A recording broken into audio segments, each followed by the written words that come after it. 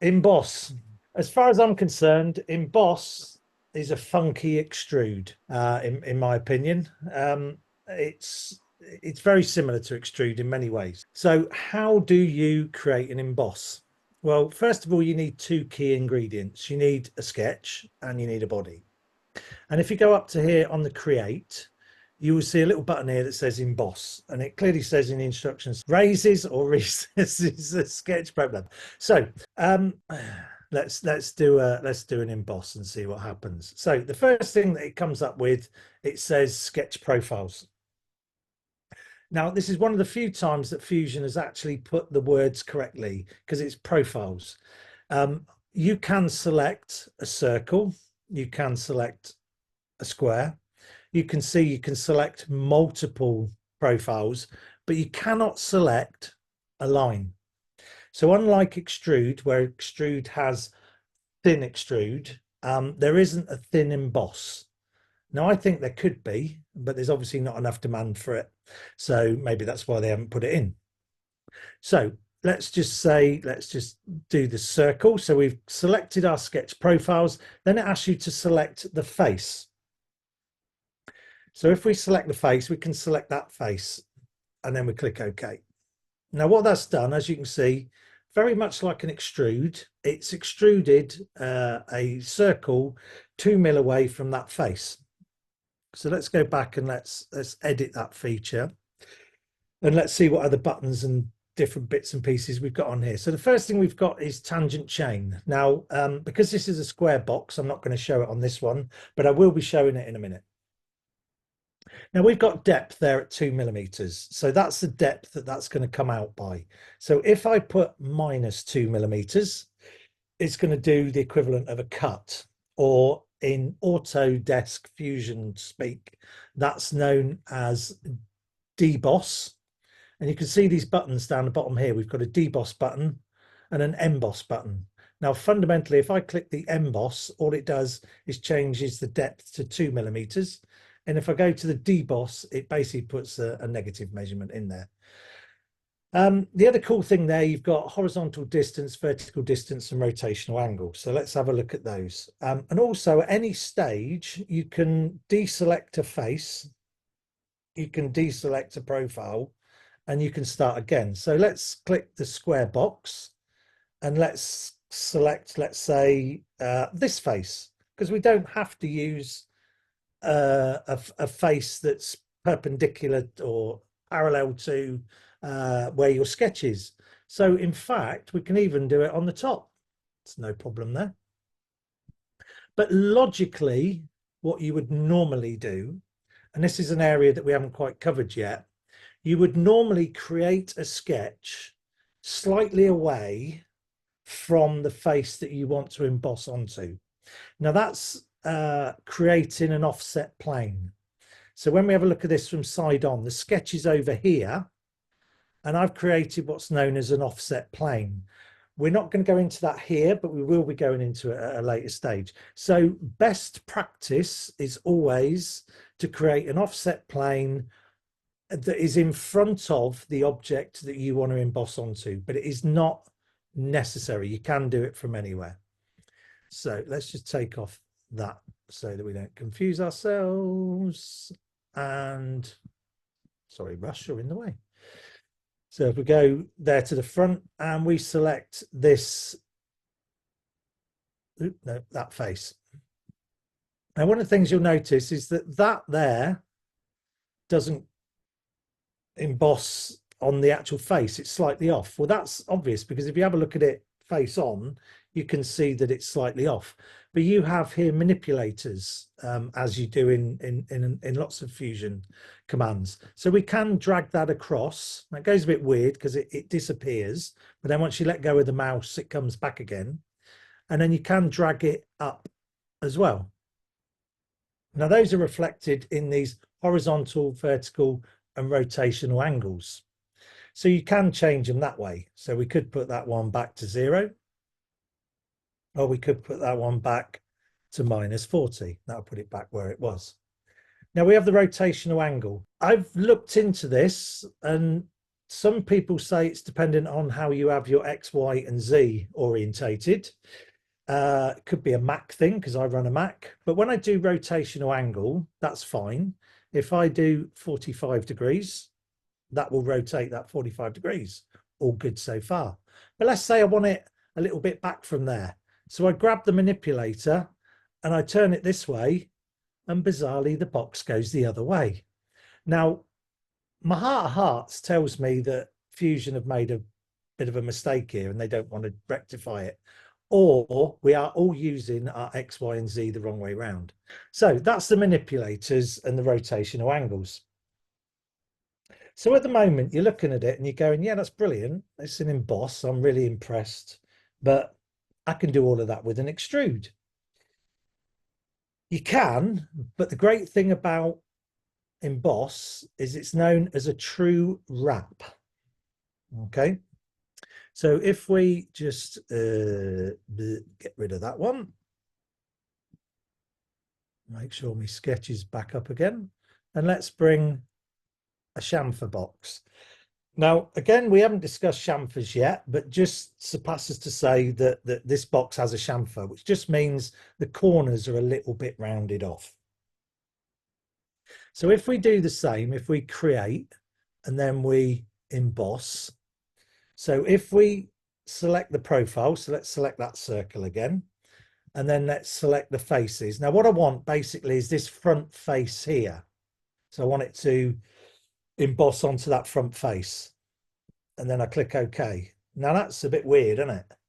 So what it's basically done is it's extruded that profile, and then if you like, it's gone and slapped it on that box. But because I had this curve here, it's kind of sloped it round the corner as well. So when we're looking at that side on, you can't do that with an extrude. Or if you can, I don't think you can. Well, you probably can with a taper and various other weird bits and pieces, but let's keep this simple. Now, if we go back and edit that, we've still got exactly the same manipulators as we had before. Now, obviously, rotate ain't going to do anything because it's a circle. And I have to make sure I get these the right way around. So with this now, you can whiz that and basically whiz it all the way around to the other side. And I'm going to give you a little bonus tip here. Here's something I did not know. You have snapping points when you're moving it. So if you want that center of that to be the center of the other chamfer, if you click there, it will snap to there. Now, when you first look at it, you think, no, it hasn't, because that's definitely not in the center. Click it again. He says that with great confidence, and now it does. And you also have an option that you can click. You see where they're just various snapping points that would allow it to snap to that point.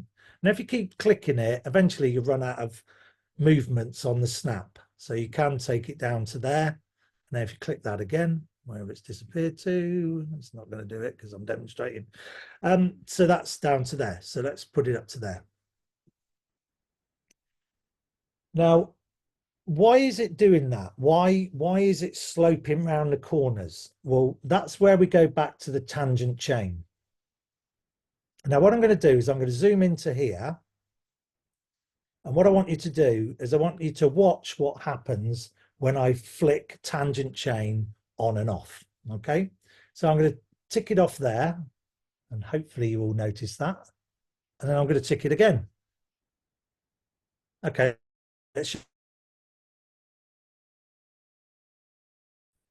and then tick it again. Now, I find this quite amusing. Those that know about the emboss tool are currently shouting at their computer, calling me an idiot. And those that have never used the emboss tool is going, I ain't seeing that. I don't understand what he's going on about. So why is that tangent chain not doing anything? Okay, this is a little weird thing, if you like. Okay, if I deselect the faces and then I select the faces again, all of those faces, that face, and I'm not going to say the back side because that's rude, the back face has all gone blue. If I deselect tangent chain, nothing happens. But if I deselect the face, then select that front face again, it's changed it. Now, this is the thing that sometimes catches people out, because when they don't want it to tangent chain, they think, oh, I know what it is. You just untick that box and it won't go round the corner. It will. So you've got to deselect the face first, then deselect tangent chain, and then reselect the face. Hopefully that makes sense. I made a bit of a song and dance about that, but it's hopefully so that then you won't spend hours and hours keep ticking a tangent chain box and going, stupid thing don't work. So let's go back to that. So that's that. So what can we emboss? So at the moment we've got that sketch profile. So in fact, let's just come out of there. Go back to there. Let's start from the beginning again. So at the moment we've got obviously sketch profiles. You can use imported SVGs. Now, this is something I'm not going to go into how you import an SVG because that's a separate subject. But one of the SVGs that's quite easy to get hold of, if we undo the square circle, is the MERG logo. So obviously before you could do that in a text. Now you can't because we've got this funky little M thing. So if we do create and then emboss, and then if we highlight the MERG, now one thing you'll notice there is it says it's selected 6 profiles. The R, the middle bit, is going to be a profile. So I'm presuming this is control on a Mac, but on a PC, but it's command on a Mac. If you just select that one, that will leave the others selected and deselect the little bit in the middle of the R. And then I can select the faces and I can select that. And then that has embossed onto the face an SVG. And that could be anything. That could be a coat of arms, a picture of a duck, whatever you want. It really doesn't make any difference.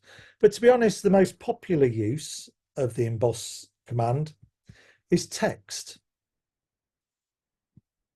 So again, I'm not going to go into, let's cancel that because it's the MERG logo still there, isn't it?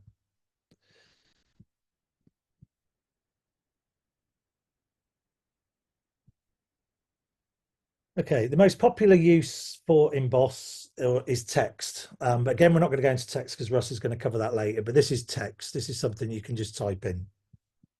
So we create and then we emboss. We select the text and then we select the faces and we select there. And then obviously we've got the manipulators that we can move that to wherever we want. And then we click OK. Now this is an interesting thing. Obviously Fusion is parametric. So I put text because that's a placeholder. And I created the text sketch, I think there. No, not that one, that one. So the great thing I can do is after I've embossed, I can go back in time and I can edit that sketch. And I can change that to whatever I want. Again, I'm not going to go into how we change text, but just trust me, you can change text. So we've got text. There's lots of things that I could change that into.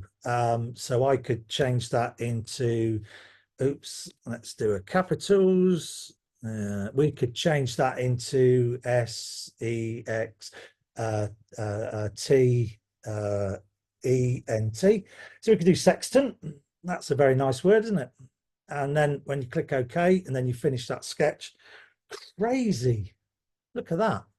It's updated the text and I haven't had to do anything. All I had to do is go back into the sketch and update it. Now, obviously, another point here is because I've made that text bigger, part of it's got cut off. You can see it there. So obviously what you would then have to do is then just go back into your edit feature and then just drag that a little bit across that way. Probably a little bit too much in it. So minus, I don't know. I don't know which way around, 22. Yeah, that'll do, won't it? Okay, so that's now put it back in the middle and that's changed it from text to sextant. Now that's a square. What else can you emboss onto? So that's the chamfer box. You can put it onto a cylinder. So if we go create and then emboss. We can select that text. We can select the faces, usual manipulation, and any rotations as well. And then we can click OK. Now, here's one that sometimes catches people out. I don't like sextant. I want to change that. What am I going to change it to this time? I could change that to, oh no, sex triplets.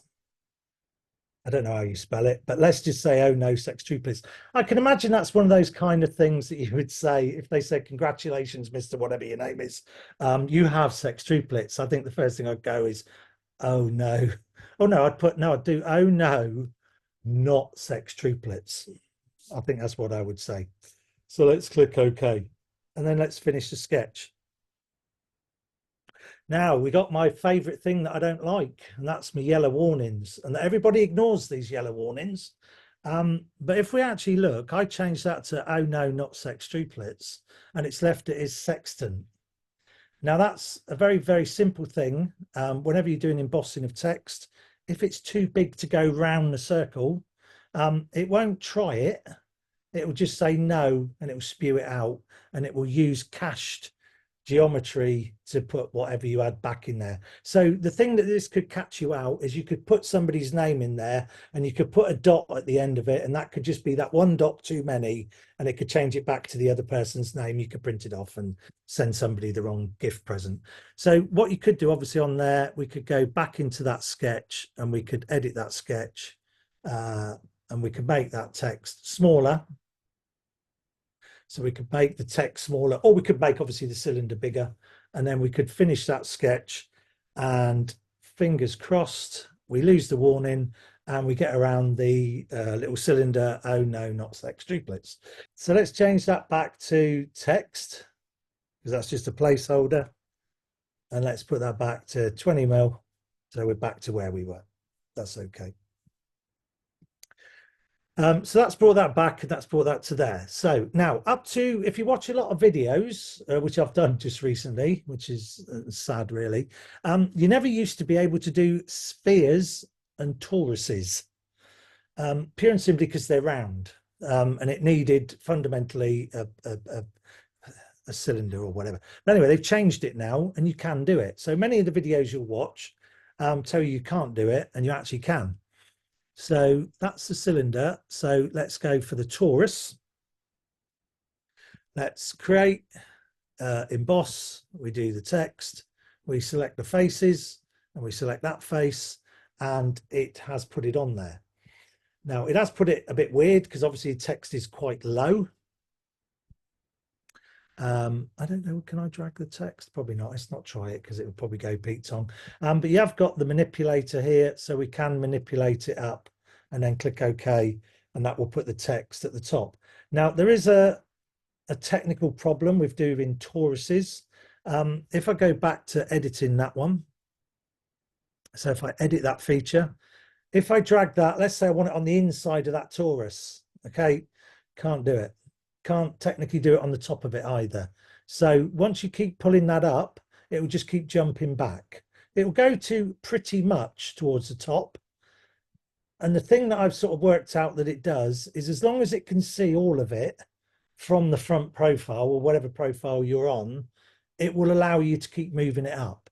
But if you try and drag it beyond what it can see, it obviously throws some algorithm out and it just says, no, can't do it. So yes, you can do toruses, but with the understanding that unlike the chamfer box, you can't wrap it completely around the other side. Or if there is a way, maybe somebody can let me know, because I haven't found a way of doing that. Okay, so that's that one. And then you can do a sphere. So if we create emboss, we do that text, and then we do that face, and then we go to there, and then obviously you can do your manipulation as well, and that's done it on that sphere. So it does do it. So it's pretty funky. There's lots of things that extrude can't do, and there's one really significant thing that this can do that extrude cannot do. If we go back to our square and circle, if I then just whiz back, that's maybe to there. So if I create and then I emboss, lost it now. If I do that circle and then I do that face, and if I do that in a deboss, which is there, and let's make that, let's say 12 mil. So we're going into it 12 mil, and then we click OK. If we look at this sphere really closely, one of the things you're going to notice is that it follows the sphere around. Okay, so inside there, that's still a sphere. It's only embossed like the shell of that. And that does then allow you, A, it's proper, but B, when we come up to the chamfer command, or the fillet, I should say, if we select that edge and then we fill it in, you can do some really, really funky things with it that you would not be able to do if you've done an extrude.